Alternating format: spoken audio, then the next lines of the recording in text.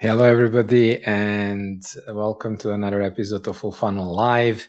We are waiting for Andrei to restart his router, and we just want to kick things off as he's coming on. Let us know, as always, we are joining in from Spain. I'm calling in from Valencia. Andrei will be joining soon from Villarreal. Let us know where you're joining in from, and meanwhile, I'll just give a quick intro and we can get things started. Today, we want to talk about a topic that we very frequently see in the practice, which is all about how to talk to sales about ABM. What we want to explain is how to prepare the conversation with sales team about ABM, how to find the best candidate within the sales team to run the pilot program together and try ABM and show that it works. But also, very importantly, if we do get that buy-in, how do we ensure that they're actually prioritizing the pilot and not their own KPIs and doing maybe their outreach or, let's say, more kind of lead generation approach. With that said, we'll get it started, but I wanted to welcome Andrei. Hopefully the router is working and you have a good internet connection. Hi everyone, and good to see you in a new season of Full Funnel Live. Vlad already shared the intro. I just want to add my 2 cents. So for this new season, we have invited lots of great guests. Every week we'll be hosting people who are going to speak also at our annual Full Funnel Summit. So stay tuned. There would be lots of great episodes. And today, indeed, we want to dive deeper. We want to kick it off together, and we want to dive deeper into a topic that kind of constantly appeared through the basically when we had conversations with B2B CMOs. ABM is trendy, everyone wants to start it, but the biggest problem is how to actually talk with sales about it. So as always, guys, you are very welcome to share your questions in the chat. We'll cover all of them. And with that being said, let's start with how conversations with sales about usually happen, right? I used here a couple of memes from my favorite movies. Probably all of you can recognize this scene from the Godfather movie, right? And this often reminds me about conversations between marketing and sales about ABM. Marketing comes and says, hey, we want to start ABM. We want to help you guys to generate pipeline or close the existing pipeline or help with the expansion. And then you know how it's usually interpreted by sales. They say, okay, marketing wants to work with us. They want to do ABM with us, but it means that they are going to support our motion. And if sales are not operating in account-based sales motion, right? If it's just the sales-led organization with the traditional setup, right? Where there are hunters and closers, right? Where once a year they have territory planning, picking up big accounts. What happens next is basically sales shares list of their dream accounts, right, from different territories and ask marketing go and chase them, right? Pretty similar scenario. So in nutshell, there is no real ABM happening. All is what we call now ABM is that now marketing is going to support let's say, traditional outbound with maybe air cover, some ads across multiple channels, and that's it, right? There is no real collaboration. There is no real change management, and there is no real buy-in. So what we want to do next is basically share 2 parts, right? One is how to prepare for conversation with sales leadership about ABM. What do you need to prepare to get their buy-in, right? So what arguments? And then what we would love to share next is how to ensure that the sales rep or the sales team that is going to engage with you, that is going to execute ABM program with you, won't deprioritize it, right? The most important thing. So with that being said, maybe let's go one by one, Vlad, and start with how to prepare for conversation with sales leadership about ABM. All right. So I love the way that Ken Roden, who was a customer at the company that we work with for about a year, launching the ABM pilot, how he thinks about change, how he thinks about these conversations. And the way that he described it, he said, you know what? Actually, the best way to think about it is an internal journey, internal buyer journey. At the end, what you're trying to do is you're trying to influence the people, change their mind, change the status quo, exactly what we as marketers are good at doing. So if you start thinking about it, the first thing you want to do is you want to identify who are the buyers or the buying committee inside. And specifically when we talk about sales, who are the people that you need to influence there? And so when you talk to leadership, if you want to understand what we always say as marketers, interview your customers, right? Interview your buyers, understand what their challenges are. And that will help you create the right marketing message, right? Understanding your buyers. And it's a little bit like that when we want to drive this internal change and influence, is we need to understand what their challenges are. And we need to understand it for two reasons. As I said, it's very difficult to get somebody's buy-in if you're not actually offering a solution to a problem that they experience, right? So your proposal to run ABM should be positioned as a solution to a challenge that they experience. And the second reason why I want to do these interviews is also to really understand where the biggest challenges are in the process, so that in your ABM pilot, you can address those challenges. And that is exactly what the purpose of this interview is. You will see on the screen, for those who are following us live and or on video, we have questions like, okay, what frustrates you the most within the sales process? Where do you see the biggest drop off?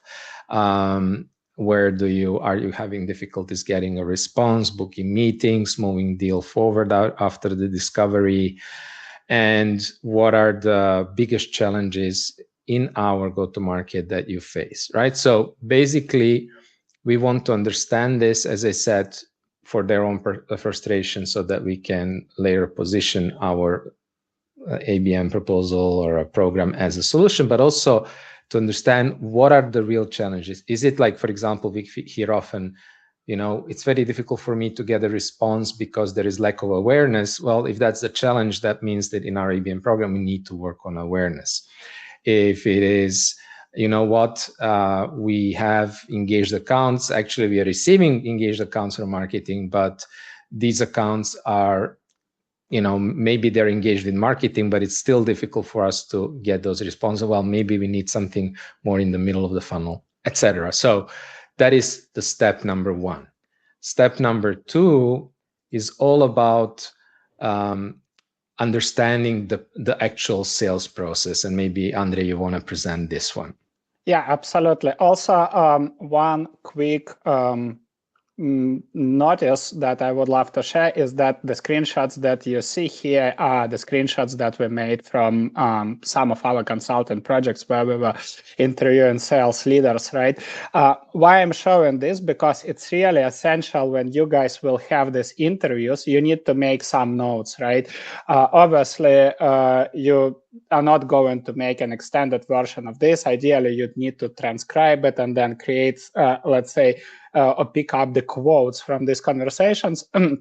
I prefer to start with handwritten notes, capturing the core insights and then complement them. Why? Because then when you'll see later, when we are going to prepare a business case and presentation of the program to sales leadership, we want to use sales language, right? Very similar to copyright and best practices, because they are our internal buyers, right? We need to sell them the idea. So what is really essential and why we want to dig deeper into prospecting and sales processes? Because it's not enough just to ask about the go-to-market challenges. I guess that in most cases, the answers are always similar. Lack of brand awareness, it's hard to book meetings, etc., right?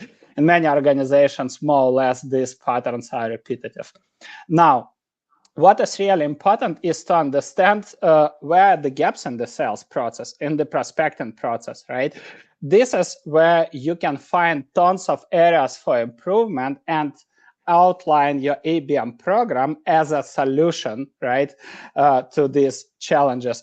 Quite often you might see that there is no real account prioritization, right? So all accounts are treated the same way. There is no relationship building. There is no constant engagement. It's all about sending, hey, can I pick your brain for 15 minutes, or we sell job role like yours, these problems, would you like to have a discovery call? The typical outreach, right? This is our opportunity to identify the gaps and then come up with the practical areas for improvement. Also, what is really important here is asking about what they feel, your sales colleagues, what do they feel is not working well? Or where are the gaps? What could be done better, right? Because then you can use it again as a proof for your ABM program. And when you'll do these interviews, what is really important is listening and paying attention to 3 important points that will help you to identify potential champions, right? The best, let's say, the best candidates for your ABM program. These are not necessarily your top performers, because, if they are performing well, probably they won't be engaging a lot with you. And it shouldn't be your senior sales reps, right? Don't try to engage them. Instead, talk to SDRs or business development managers or account executives, and then listen to who's providing you a detailed answer, who is openly challenging the existing playbooks, the existing processes, right? Or talks with frustration, who is not accepting the status quo, right? Who is also open to new approaches, somebody who might mention, I have heard about, I don't know, I'm thinking out loud, I have heard about social selling. I have seen some sales reps are posting content on LinkedIn, and it seems it's a good idea to kind of warm up and nurture our target buyers, right? Something that is out of the typical sales processes box. These are the 3, let's say, points that we personally pay attention to when selecting the best candidate. When you finish these interviews, the next step is preparing this detailed analysis. So feel free to pick it up, Vlad. Yeah, I think this is basically, I remember when I worked with a client and we were preparing a case, they actually asked me to have a look at what they're doing right now and show how are we going to do better. So, it's a very logical question that you might get from your sales leadership to understand, okay, what are you actually going to improve? What are the tangible improvements that you can make? And for sales, what that means is that you're able to engage more accounts, better accounts, maybe not in terms of the volume. Let's say that the idea, what I hear very often from sales is that they're not necessarily looking to, from marketing to get, hundreds of opportunities with smaller companies or lower mid-sized market. They are usually looking to get better opportunities with larger accounts. Those, I remember, like one of the sales directors, the way that she described it, we need to be less opportunistic in terms of, let's just get any meeting that we can get. But let's also, she says, if we focus on our sweet spot, she called it sweet spot, we can get accounts, bigger accounts, we can close them better, we can close more of them, they are going to stay longer, we are going to be able to expand them better, etc., etc. So when you're looking at these numbers, it's good, as you see, for those who are watching here, comparing the different motions, the different ways to generate sales qualified opportunities and revenue, and understanding the current, let's say, benchmarks to understand what's working, what's not working, and so you can define the improvements. But also I would advise, like what you see, for example, here you have the average contract value as one of the metrics that you're looking at. You're also looking at the sales cycle length. You're, in other words, looking at sales velocity metrics that tell you how effective your in this, we are here comparing 3 different motions, for example, MQLs, G2 intent signals, and sales outbound, for those who can't see this. And we are seeing different metrics. So you're not only looking at the total volume, but you're also looking at quality, as I indicated. So once you understand that, you will be able to identify where the bottlenecks are in this process, where you should actually improve, but also communicate, okay, if we do this in a different way, if we do ABM, we are going to focus on smaller number of accounts, we are going to focus on higher value deals, we are going to focus on increasing this conversion rate so that you can actually present your program as a very tangible improvement to the current programs, what I was asked by that sales director to do. So once you have done this analysis, which is basically understanding the numbers, what's really important is that you're defining the program, I already mentioned this, as a solution to actual challenges. And we have a very specific approach to doing that. So maybe, Andrei, you can explain how we do the requirements.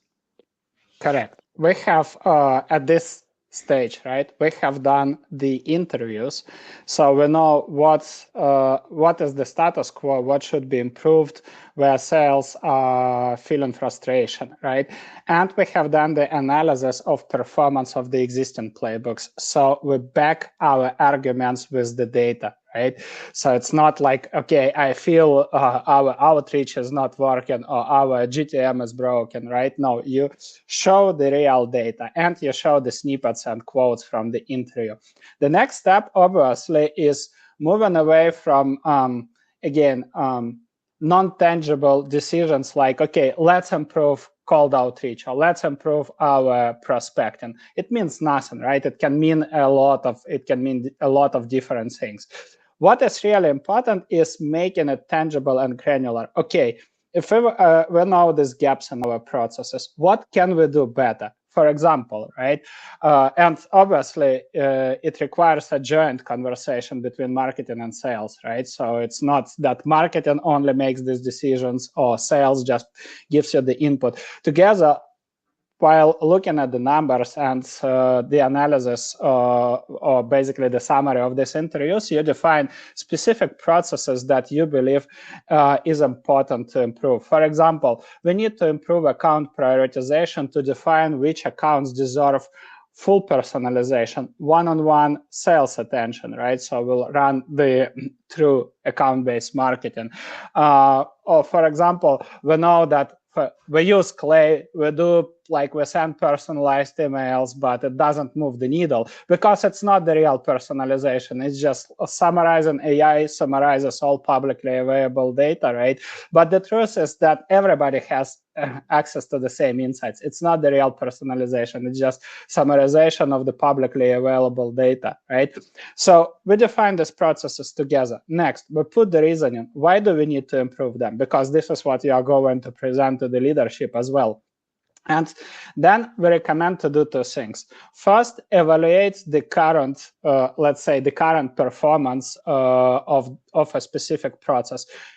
We prefer to use simple scoring from 0 to 5. 0 is like, okay, we do it really bad. 5, we doing this exceptionally well. For example, if you prefer other scoring, feel free to do it in any way that is convenient to you. So why we want to do this? Because after launching the pilot program, we want to have another session and evaluation. Did we actually improve these processes or no, right? Obviously, it's subjective, but what is also important to make it objective? Define the measurements, define the tangible criteria to see the improvements, because how do we know if we improved personalization? Aside from the gut feeling decisions, right? So this is the way you, and obviously there are no, let's say there is no rule of thumb how to define it. We always like to say that the only right definition is the definition that you make as a team, right? The metric that you select, the measurement criteria that you select, this is the only right criteria. For example, it could be for account prioritization. You create a spreadsheet or document with clear prioritization criteria for, like, for example, what behavior or what criteria an account should match. So it deserves full personalization, right? And one-to-one playbooks.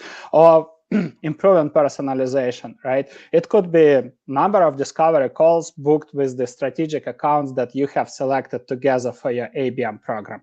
Again, these are just examples for you, but this is really important because when you don't have this, quite often companies look at the numbers and I think I will just very quickly come back to the previous slide. What happens next is when the wrong decisions are made. Companies look, let's say, at the pilot ABM program that you have executed for 3 months, for 1 quarter, right? And in ideal scenario, if you have long sales cycles, maybe you end up with the discovery calls. In ideal scenario, maybe you'll create a few sales opportunities, but it's not likely that you'll immediately see the revenue coming in. And where the things can go wrong, if you just try to compare the new motion, the new pilot program that you just executed for 3 months with the programs, with the playbooks that you were running for years, right? Obviously, this comparison is absolutely incorrect. So just to avoid this, what is important is making sure that you define the success criteria for this pilot, right? That would be important. And then you look at this measurement criteria. Did we achieve this? Did we improve the processes that we have defined? Because what happens when you're improving these processes, you are just creating new, robust fundamentals, foundation for your scale and for sustainable growth. And when you finish this, the next part is co-create a small scope pilot program.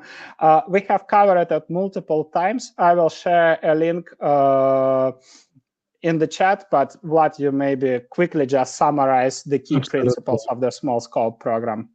Absolutely. There's so much to be said about planning the program. So Andrei will share the information about what goes in the program, how to plan it, etc.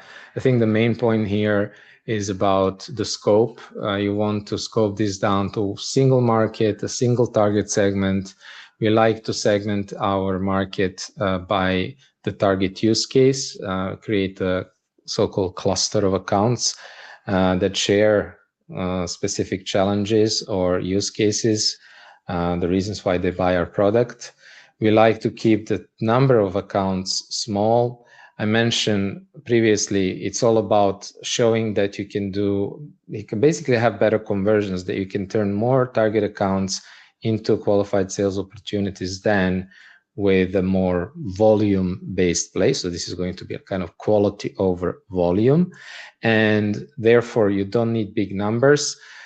Also, very important, it's just like a practical thing. Look, like the salespeople who are going to work with you, if you working, let's say, with one person, that's the best idea. That's the idea that we always like try to implement it like that with one kind of sales champion. This person is not going to stop whatever they're working and just dedicate their whole time for this pilot. That's why we also want to keep the pilot very scoped down. And then very important as well is that we are not looking at this pilot only as, let's say, we're just going to run some air cover from marketing and you're going to then reach out to those accounts that achieve a certain engagement threshold. As I said, Andrei is sharing more information about how to actually put this together, but we want to do proper awareness creation, then identifying accounts that are, engaged, then gaining the insights into those accounts, doing the proper account research, and including basically the different activities that you need to have in the account. And also very important is, other than the salesperson, also staffing that minimal team that you have for this pilot with very important subject matter expert that will provide you insights about this target use case and challenges, and somebody from the content team, somebody who can help you create content, and also somebody from marketing who is actually going to own this program, who is actually going to drive this, who's going to implement it, make sure that's actually a process that's being run. So that's very few words about how to create a pilot program. And very important for this is, okay, what's inside of that program? How do we actually create the playbook, as we call it, to engage those target accounts and create opportunities, which is the next part.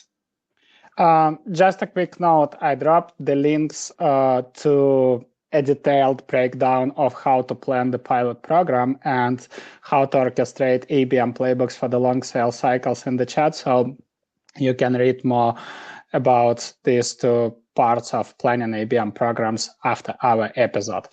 When you finish the program orchestration, what Vlad said is really essential to create detailed playbooks, because we often use, let's say, common definitions as warming up target accounts, nurturing target accounts, building relationship with target accounts, creating awareness, right? But honestly, if we now speak to 10 different sales reps, everybody would understand it differently, right? Everybody has own definition of what awareness means, what relationship means, right? So to avoid any, let's say, any future problems with execution, you need to co-create these playbooks together and make them in a written format. Why? Because later, if this playbook will perform well, you'll have fundamental documentation that you can share with other teams, with other sales reps, so they could replicate the proven processes, right? Make sure that first of all, you define the time commitment, right? How much sales can work. Then nail down exactly when we say that we want to engage the buying committee, what do exactly we mean? And what are we going to execute, right? Because as I'm saying, everybody could understand it completely differently. And turn it into weekly and daily actions. So for example, there could be something like you can see this as a part of our sales engagement playbook, the daily engagement, right? So what we are going to do, we want to see who posted what on, for example, on LinkedIn from our strategic accounts, leave meaningful comments, use it as an opportunity to start conversations. We want to enable our sales reps with good account-based content that they can publish. So then they create the first-party signals. They create engagement from their target buyers, which they can use to reach out, right? We want to see who visited our profile, who published what on the company's pages, and is it relevant to our product, or is it relevant to our solution, and we can use it to reach out to, right? Were there any signals our buyers or demonstrated on the contact level or on the account level, and can we use it for the outreach, right? Make a detailed breakdown, because nothing else kills ABM programs where you have the initial alignment than lack of detailed playbooks. Why? Because everybody understands differently what do we mean by creating awareness, building relationship, engaging, nurturing, etc. When you finish this, the next part is defining core KPIs and preparing a program dashboard. This is very important, because this is where you set the expectation. On the one hand, where you set the expectations. Again, you're doing a pilot for, let's say, 3 months, so you can't, and if your sales cycles are long, you can't expect to generate revenue with, for example, net new accounts, right? So what are then the metrics that you want to measure? Well, first of all, there's 2 groups of metrics that relate to what you can control. We like to call them like the account velocity. This is just to say, like, okay, how many accounts are we actually able to get through the full process of our ABM program. The way that we look at it, again, we spoke about it, and I think in the way that Andrei shared some of these links, we break down accounts into 3 groups: cluster ICT accounts that are not aware of us, future pipeline engaged accounts that we want to, that know us, but we don't know them yet, and we want to figure out what are their actual challenges and problems, and active focus. This is the smallest list, where we are actively, we know that they have a need, they are aware of us, there's some initial relationship, and we are actively trying to generate an opportunity. So these are the lists that we start with, usually more accounts in the awareness stage. We need to select, qualify, research those accounts. We need to understand the signal. We need to then create awareness, etc. So we are doing a number of activities, and the account velocity here just means, okay, how many of these accounts were we able to source within our program? How many of them were we able to get through the steps that we plan to get?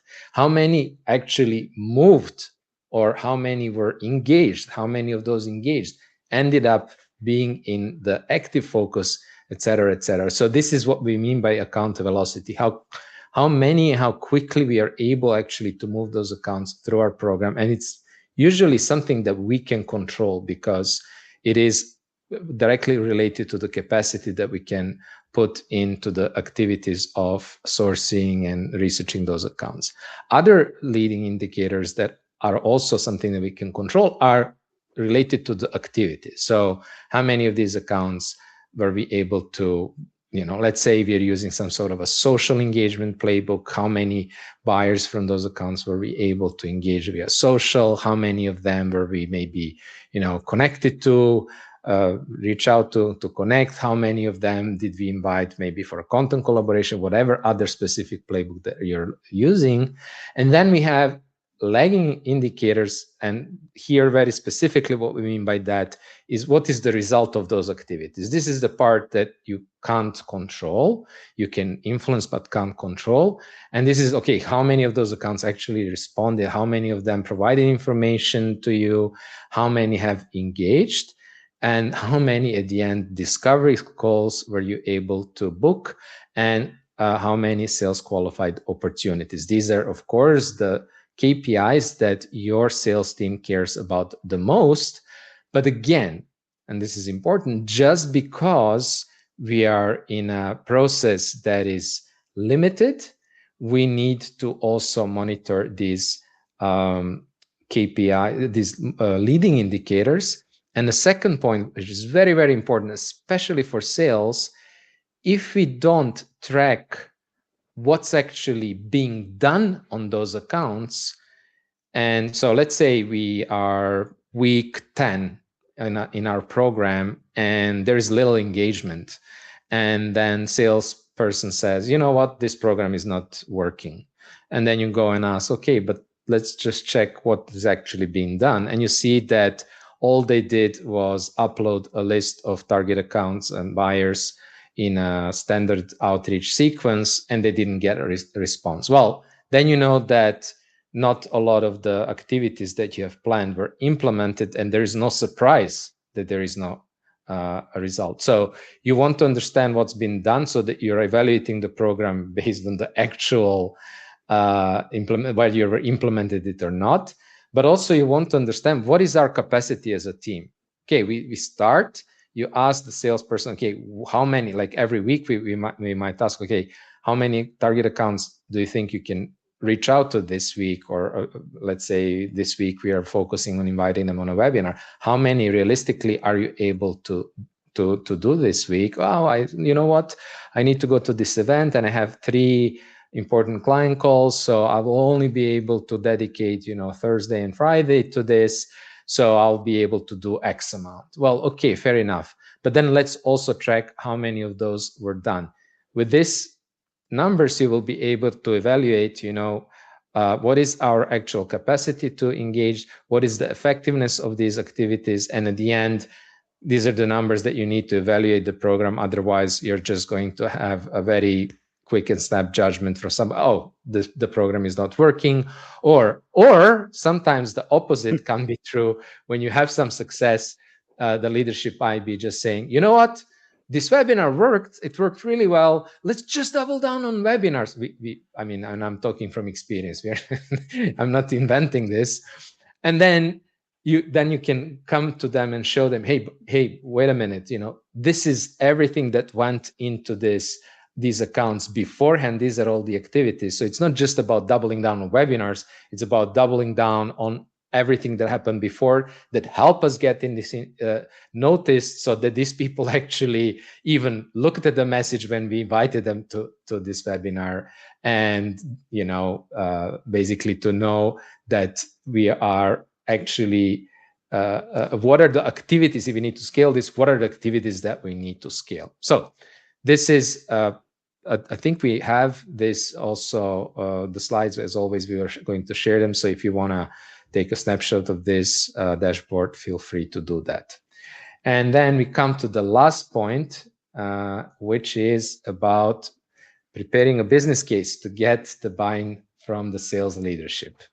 And I would love to share why it's important to have a business case, not necessarily the deck, right?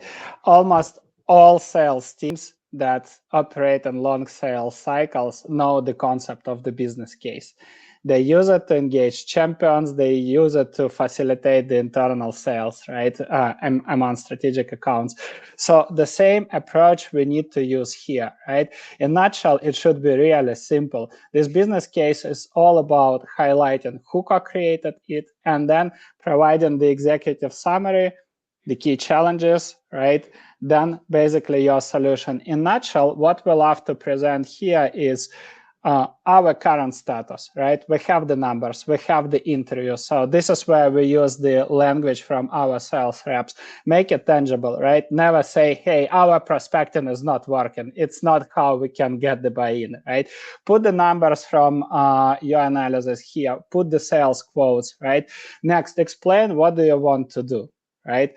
We want to launch this cross-functional program that it would be focused on this and that. You put the processes. You can also prepare the breakdown of the key challenges and the reason how these challenges are impacting your revenue, right? So something that we have described in the previous steps when you build the requirements. You present the success criteria, you present the leading and lagging indicators, and you ask for the investment, right? It could be the budget, it could be, usually it's partial, it could be the budget, or if you know that getting budget would be hard, which is also fine because sometimes we do account-based marketing programs completely without budget.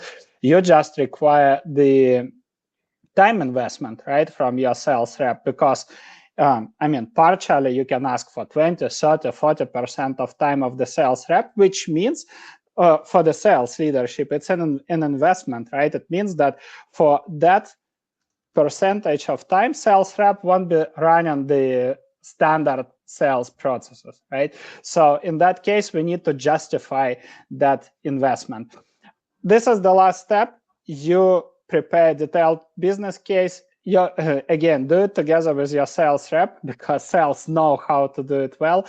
And if you guys would be, again, interested if all this preparational part, something that you'd like to work on or get a detailed guidance, check our Full Funnel Academy. We have tons of structured playbooks with the documentation, including planning pilot ABM, orchestrating ABM programs, etc. I dropped the link in the chat, so this is something that you can evaluate to dig deeper. To sum it up, right? To sum it up, the entire process. We start with getting the frustration, right? And uncovering the gaps in the sales processes. And we'll pay attention to who is openly talking about the broken playbooks, right? Who is openly talking about the gaps in the sales processes, right? Next, we run the analysis. We bring the data to prove that something should be improved. Not just that we think it should be improved, but look at this data, right? If nothing, you basically what you present to your sales leadership is the cost of inaction. If we are not going to change this, we are likely to miss our revenue targets by X% this year. Next, you prepare the requirements, what specific processes we want to improve, why, and what metrics, right, will tell us that we actually improved it. You co-create the pilot, you prepare the success criteria, leading and lagging indicators, and you pack it in this actionable business case. Now, when it's done, the hardest part starts, right? Let's say you got buy-in, you want to start the program, how to ensure that the sales rep that would be a part of your pilot program won't deprioritize ABM pilot. Better to us, it's the most difficult part. The first step here is that, and I mentioned this already, you want to agree on the realistic time commitment. To be able to do that, you first need to make very explicit what is actually expected from this person. What is actually expected in terms of like, what do they need to do? And we like to, I think we'll show this, we'll show this later, show these activities mapped to the weeks, days of the week, sorry. So that they really literally know, you know what, it takes about, day to two, like we say 10 to 15 hours, which is approximately 1 to 2 days in total. Sometimes people are not able to allocate that much time, but at least it should be like this 8 to 10 hours, which is basically 1 day, 1.5 hour a day. And we need to list the exact activities. Some of these activities they will be able to do in addition or when they're doing their prospecting. So it's kind of like going to change their prospecting routine, adding a few more activities. Some of these activities will be new.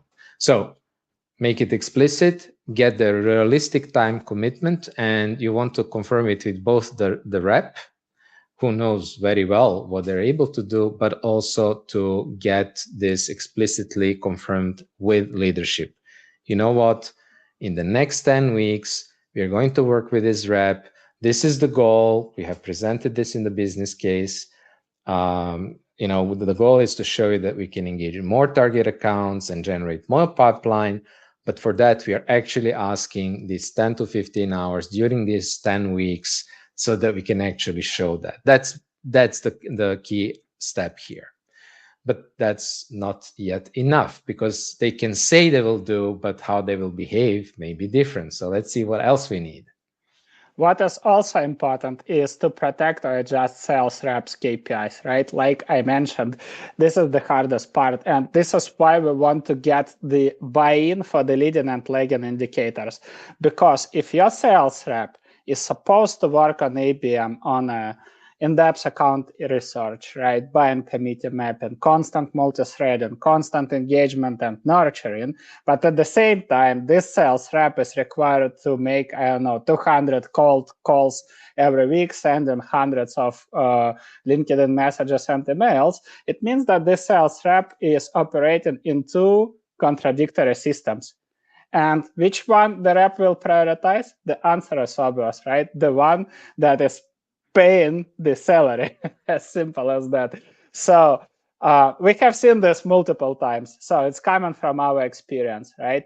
If I want to ensure that the sales rep won't disengage soon and won't deprioritize the pilot, we need to agree that either the sales rep's quota will be adjusted, right? Basically decreased, or the KPIs would be adjusted, right? Or that sales rep can skip, let's say, outbound KPIs and just report on discovery calls booked or pipeline created, whatever, right?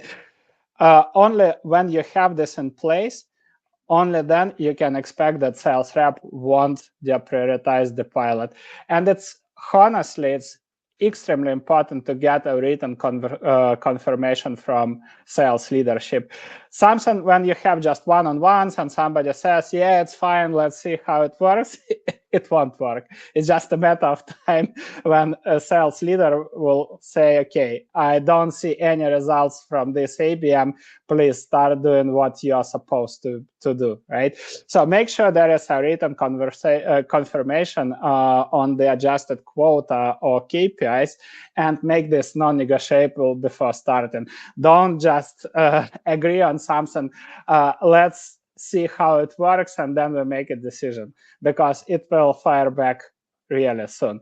So this is the second essential step. And then when it comes to execution, the next step is another extremely important point. So feel free to present this one, Vlad.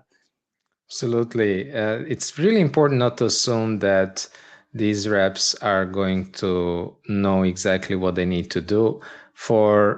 I wanted to say for many reps, but I have to be very honest. For all the reps that we have worked with, this was some of these and most of these activities were new. They have never done anything like that before. They haven't, or they have done maybe some activities, but never into that full extent to properly engage, to properly work with marketing, to use content that marketing maybe has created for them or together with them, to kind of patiently build relationships. This is something that is new for a lot of reps. And you don't just ask them, do you know how to do it? And expect that they will tell you, if they tell you yes, it still doesn't mean. So just don't even ask, because it's a worthless question. Because if they say yes, it doesn't mean that they actually know what it entails, and they might just assume that what you mean is really just a basic engagement sequence that they have been already running. A lot of them will assume that, right? And people also don't want to feel embarrassed, so they will say yes usually to a question like that. So just organize a training, and the best way to do this is to involve somebody who is has the expertise, like a more senior person who has external expertise, whether that's a trainer or somebody who knows, for example, very good with social selling, or somebody who is like the account executive with a lot of experience and the right mindset to help train the rep. And this is, as I said, don't just assume that they know.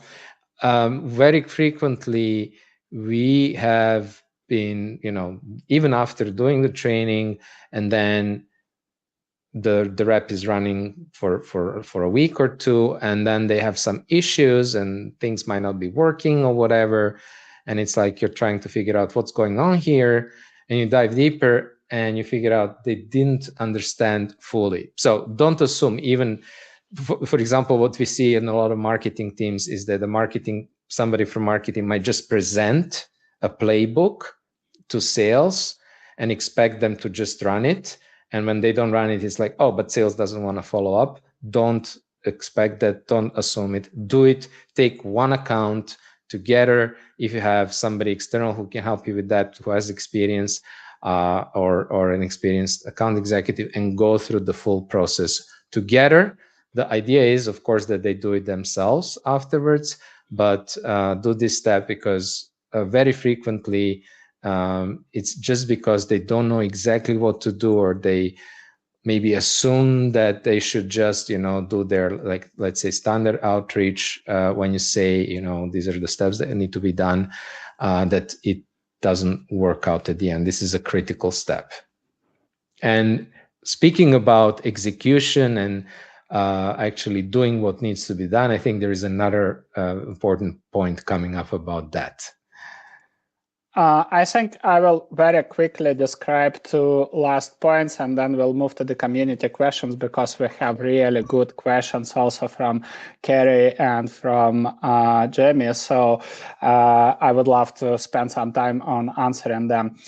Two last important questions, right? Which are the logical consequences of everything that we have presented? First, we need to create a simple report to track our efforts and efficiency. Again, nothing frustrates more and nothing kills more ABM programs than the answer from a sales rep. Yeah, I'm working on it. Yeah, for sure, I will do it. But what does it mean? Oh, did you engage this account? Did you engage the accounts that we have selected last week? Oh, yeah, for sure, I have done everything. What exactly? Sending one LinkedIn message or one connection request, leaving one comment, sending 5 emails. What exactly have we done?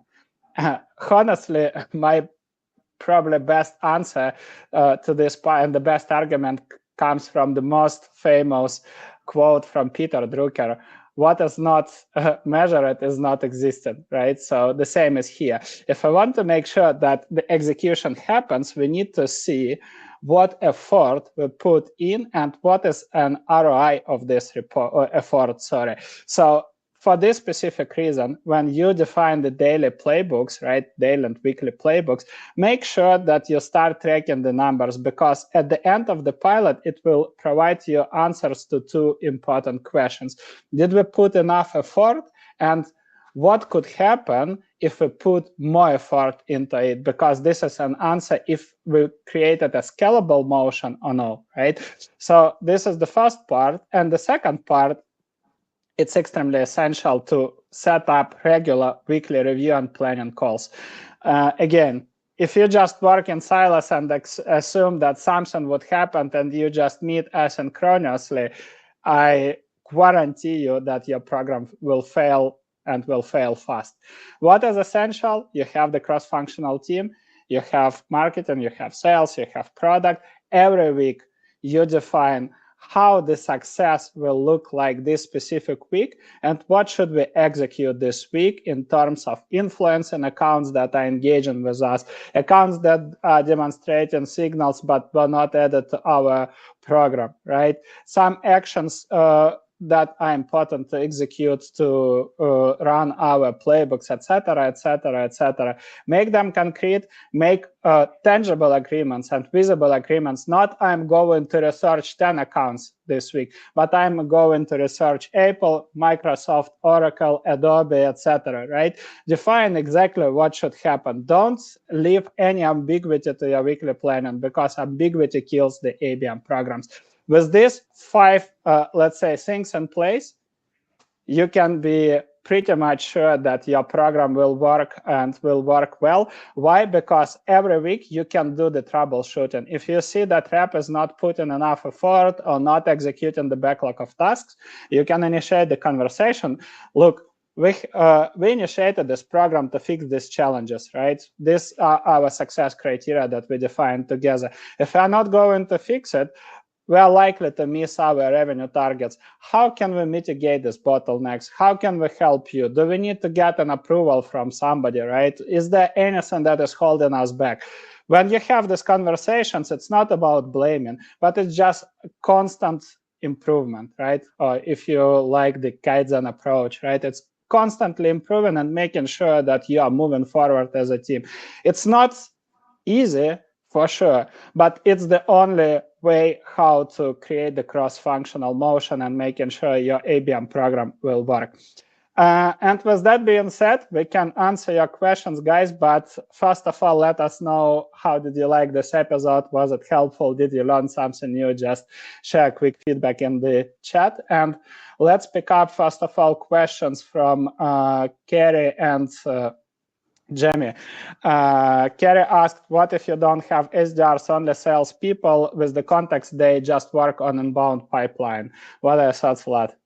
Yeah, I think there are 3 solutions from practice, just talking from experience here. You have people who are essentially account executives working on the inbound pipeline.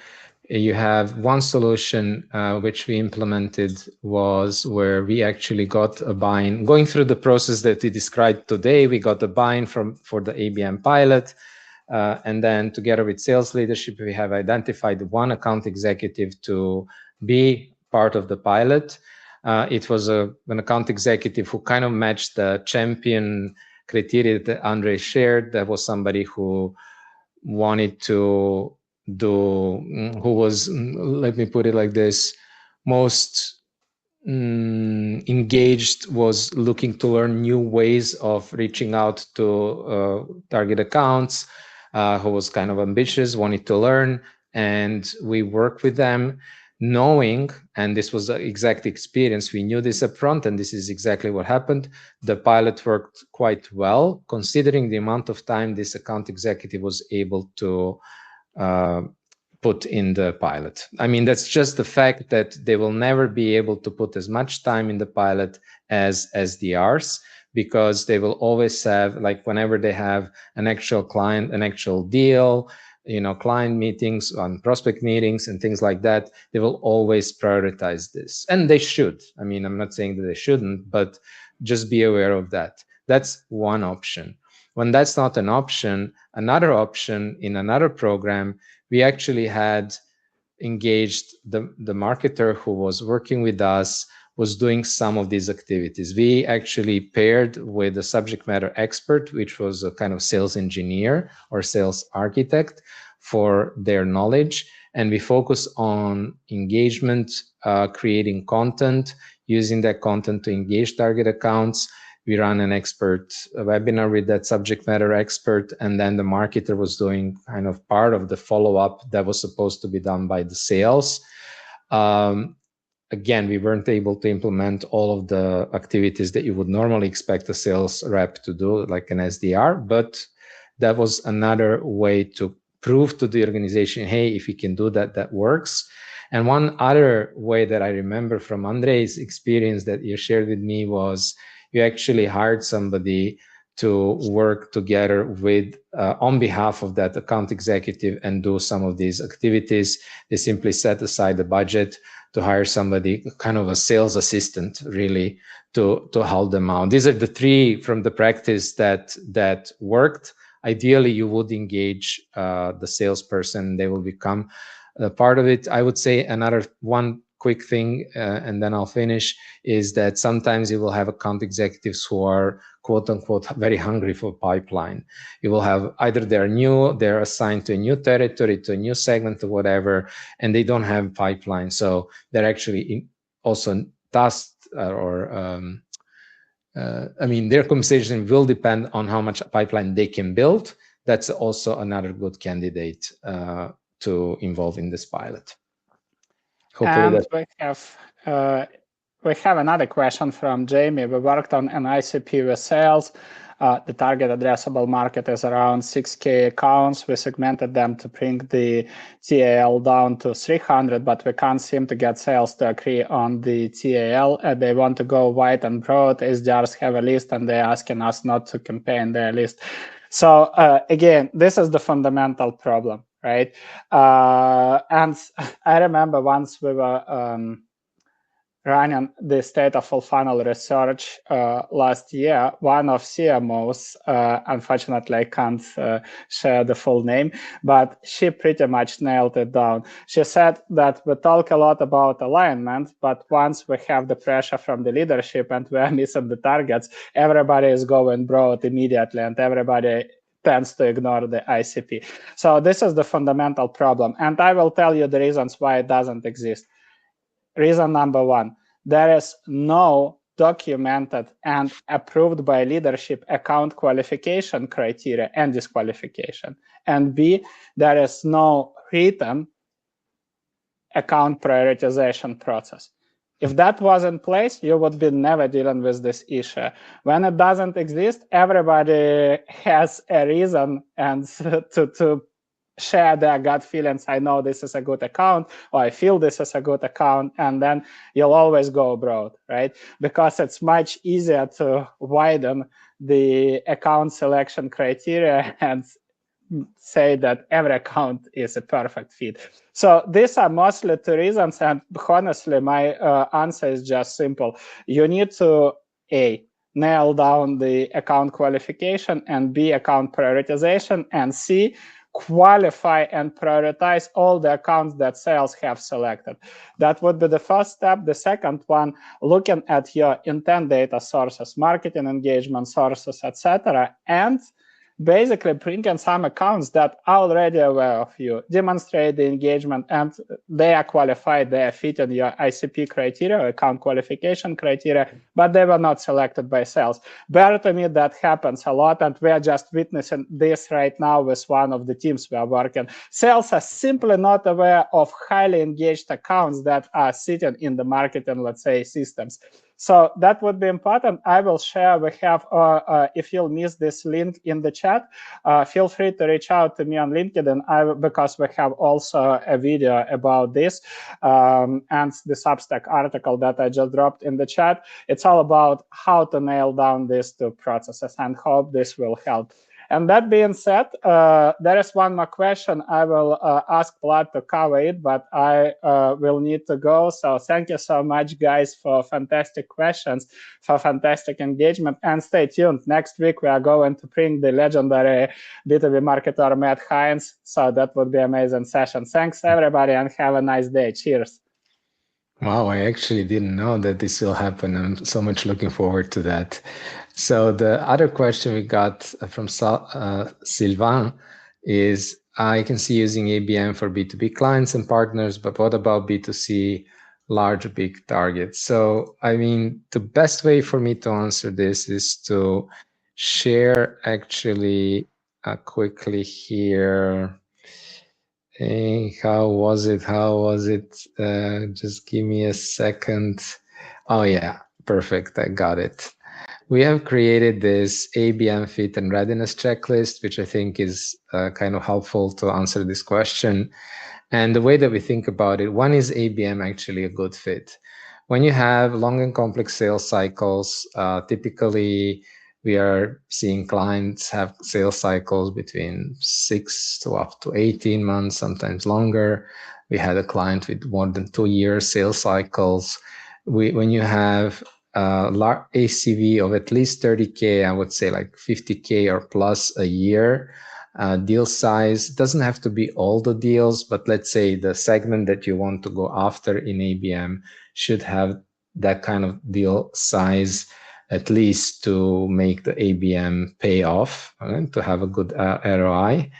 I think whenever you have this, doesn't have to be the case, but whenever you have what's called here hybrid sales, which is to say like you're selling product, but you're also selling some sort of services such as consulting, implementation, training services, things like that, that's a good fit. When you have multiple buyers and involved, like a lot of us do, multiple buyers in the buying committee or in the buying center, as they're sometimes called, and when you have a small niche total addressable market, like Jamie was sharing, okay, we segmented down the market down to 300, so we had set here like less than 1,000. These are the criteria that we use. What you see for those who are still watching on the right hand side, you also see a readiness checklist, but that's a little bit out of the scope. I had, if there's no other question, I still had a question that was shared by the people when they were signing up. So I just want to quickly address this and then we're done. Anna asked how to set up expectations when product market fit is not there. I think this is a very tricky one. We seen a lot of times that teams try to run ABM before product market fit. Is generally we would never accept honestly like a consulting gig for a pre-product market fit company. There are things that you can do to engage the target accounts, but I would there focus really that program on generating calls and conversations with the target accounts to learn about and validate the product market fit. So you'll have some assumptions, you'll have some hypotheses. The whole purpose of that ABM program would be to say, you know what, we believe that this target segment is the best fit, have the biggest need, whatever. Well, let's go after that segment, run some sort of a market research play or something like that to generate calls with those target accounts and get the insights and present them the product and basically get feedback from the market. At the end, you can also try selling into that market, but the focus and the KPIs shouldn't be definitely linked to pipeline or revenue, because there is no product market fit. And then this is a very interesting one from Adam.